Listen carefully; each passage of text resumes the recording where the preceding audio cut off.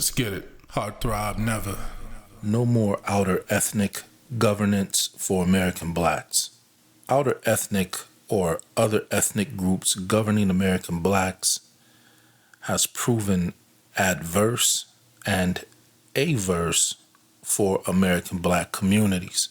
The communities of American blacks, they are and have suffered from neglect and financial abuse.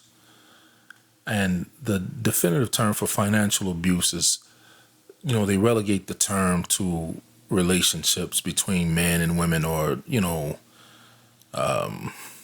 whatever, just regular romantic, intimate relationships. But I say financial abuse can be applied to communities as well. And that's what's happened with American black communities not being given the same type of attention as other communities as far as their ability to thrive and be self-sufficient. So we have too many instances of majority American black communities being governed by people who are of a different ethnic group and don't reside in that area or the zone or the community. And so this is why I'm saying no more outer ethnic governance for American blacks. So, American blacks don't need any other ethnic group to govern them anymore. This goes for police, fire department, government positions for, mayor, council, et cetera, whatever. Because we already see that the other groups having governing positions over American blacks, it's not working. We already see that we need our own police, our own fire department, and we don't need outer ethnic groups to do it. So the problem is that you have these non-American black people in governance positions over American black communities, and they never, and I mean absolutely never, do what's right for those American black communities. These local government workers, they know how to use, prevent, and reallocate monies that are received from the state and federal government for American black communities. And they'll use these monies for their own neighborhoods and communities instead of the American black communities that were already earmarked from the federal government to have those monies allocated to their communities. And, this basically leaves the American black communities in residential areas blighted, deteriorated, and ultimately valueless. Then, on top of that, most of the homes in the American black communities, they're not owned by American blacks. So they can't beautify the areas on their own, like they should be able to if they own the properties. Now, they can pick up trash and that stuff, but the infrastructure and the buildings and all of that, is just left, unattended. Then speaking of the infrastructure, we're all too familiar with the water and sewer issues of American black communities. Those communities not being able to get funding to repair and upgrade, their water and sewer systems. Many times local government will say it's because the communities are penalized from receiving funds from the CDBG, or the Community Development Block Grant, which is given by the federal government to the state to allocate, to the problem areas. But what happens is this: many times the money that comes to the local governing administrative agency, or the agency that is administering the money from the state, meaning your city or county building officials, what we found is that in all of the cases involving American black communities, is that the governing officials violate the CDBG, or the Community Development Block Grant policies, by misappropriating funds to things that were not allocated for the funds, thus placing the community that was supposed to receive the funds for their area on a state-enforced probation period until the funds are paid back. So you have these other ethnic groups who are in governing positions over American black communities, and they'll misappropriate the funds allocated to those communities by the state. So this means that a community that needs to be revitalized and actually has the funding from the state to be revitalized, they can't be revitalized or use the funds allocated to them because their local governing officials misused and misappropriated the funding for other things. The community can never use the funds again until the money is paid back. Now, I want you to think about that. The funds were misused by people who live outside the community and are not representative of the demographic that needs the funding. But the community and its residents have to suffer for someone else's mismanagement. That someone else is members of other ethnic groups that have no vested interest in the community that they're governing. Now, here's the kicker. Most of the time, it takes decades, years, to pay the money back, if it ever gets paid back at all. And so since the community can't use the funds, guess who can use it? Other communities that are not in infraction or penalty with CDBG for misappropriation of funds. So this means that other communities can use the monies that were earmarked for another community, leaving the community that needs it to continue to deteriorate. And me, personally, I feel that this is being done on purpose. I think that they get into these communities of American blacks and purposely misuse the funds so that they can go into penalty with the state and be blocked from being able to use the money to keep their communities, revitalized. Let's talk about some other issues. Issues like American black towns and communities not being able to repair their water and sewage systems because they refused to incorporate to the city government. That's right, they refused to incorporate with the city. So places like Sand Branch, Texas, that's Sand Branch, Texas, which is a government historically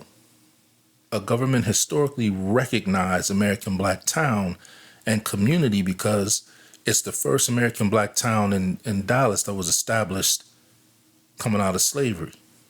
So this is a historically recognized town for American blacks that was established by American blacks when they came out of slavery in Texas. It was the first town in Texas that did it. But this community today, they have to rely on the efforts of Good Samaritans to ship bottled water to their community because the local government won't repair their water infrastructure because they refuse to incorporate. So they struggle for survival due to, basically water famine. So these people in this community in Sand Branch, Texas, because it is a historically recognized American black town, they refuse to incorporate. So the city blocks them from funds to repair their water and sewage infrastructure. Like when you, man, you cannot make this up. And once again, I'm saying this is all being done purposely. Sand Branch isn't the only town like that. Jackson, Mississippi is another one where this town is majority black, but they have white governing officials who don't reside in the area, and they control all the funding and are sending no funding to Jackson, Mississippi, who also has water, sewage infrastructure issues and trash pickup issues and the whole city is just being run down. Just like Flint, Michigan with their water issue. Majority black, Gary, Indiana. Majority black, so on and so forth. So we have these American black communities all over the United States simultaneously experiencing deliberate and systematic neglect. And this is not coincidence. We always wondered how, if we left from one state or city to go to another one, to another state or city in a black neighborhood, how they all have the same systemic problems. Now we know. And since the people in these areas, they don't own the things in their community, Or even if they do, the local government puts restrictions on what they're able to do to maintain self-sufficiency. You see what I'm saying?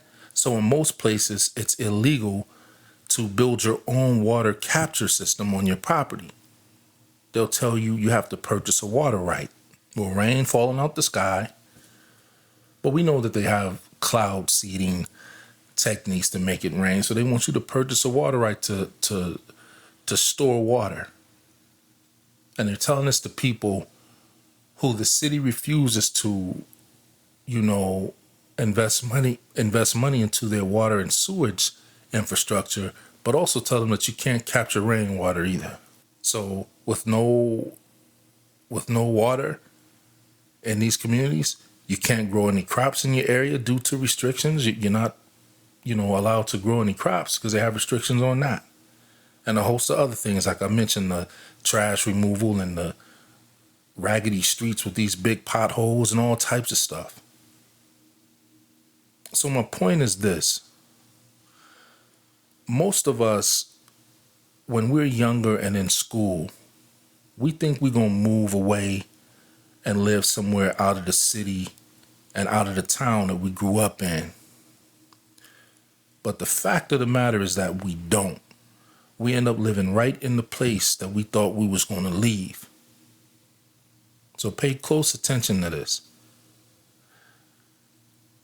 Since you're going to more than likely be living in the place that you grew up, you need to learn as youngsters, as young men and women, you need to learn the local government and civics so that you can know how to go and get the funds from the state for your community to keep your community self-sufficient. Don't allow other ethnic groups to do that because they'll purposely sabotage your community access to the funding that is allocated for you. It's not that the funds aren't allocated to American Black communities. The problem is that there are other groups who are in position to run your local government and run your community. They're going to, do everything that they can to push those monies to their communities. That's how it's done. These communities, they're not being upheld by the people, other ethnic groups in their communities, all pitching in money to keep their neighborhoods looking nice and stuff. It's federal and state money that they're using to do this. And what y'all don't know is that a lot of the times that money has been siphoned from your community area due to placing you, on a probation or infraction status with the state because someone in your local government that doesn't represent your demographic misused and misappropriated your funds, causing you to not be able to benefit from the funds that were earmarked and allocated to you to revitalize your communities. You cannot let other groups govern your community. And it's time that we have a more in-depth and more critical thinking, understanding on how this thing actually works. So the young people need to be getting involved in civics. If they don't have it in your high school, you need to be invested in some kind of way. Your parents or relatives or you yourself have to invest in your understanding of how this thing works so that when you get out of school, whether you go to college or not, you are knowledgeable as to how to go about getting those funds into your area to keep your area sustained and not looking like it's third world. Key terms in here: Community Development Block Grant, CDBG. You'll hear another term called CSBG. You'll hear about things called like the home repair program. All of those things are under these acronym terms that I just used, CDBG and CSBG. We need American Black people to become knowledgeable of how this thing works. Upwardly mobile and thriving American communities cannot be entrusted to outer ethnic groups and their governance over American Blacks. History and modern observation has shown this. And I'm still riding on this thing of Sonia Massey. That's another reason. We cannot keep entrusting our governance, meaning all things governance, police and all of that. Like I said, her death is not going to be in vain. Like this has lit a spark under me. And I'm familiar with these terms because I worked in the field. And you always think that maybe the things that you get into is for yourself, but the creator in the universe has a funny way of letting you know it ain't never for you, homie. The skills and everything that you gain, are mainly gained to help people who don't know no better. So you can help them understand how this works. No more outer ethnic group governance on American blacks. Point blank. I'm out. Heartthrob never.